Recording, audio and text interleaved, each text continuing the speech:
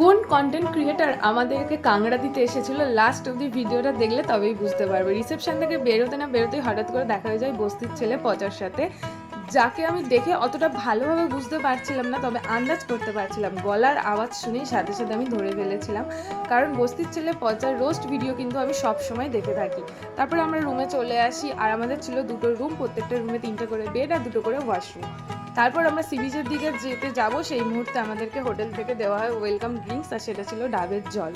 তারপরে আমরা সবাই ব্যাগ রেখে দিয়ে সবাই মিলে আনন্দ করতে করতে এখন যেতে চলেছি সি বিচের দিকে। তখনও জানতাম না যে সামনে এত সুন্দর একটা ঝাউবন আসতে চলেছে।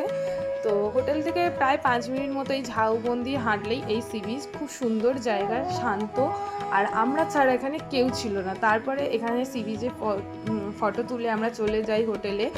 আর আমরা জানি স্নান করতে নেমে গেলে খাওয়ার কথা সবাই ভুলে যাব, আর খিদেও সবার অনেকক্ষণ পেয়েও গিয়েছিল।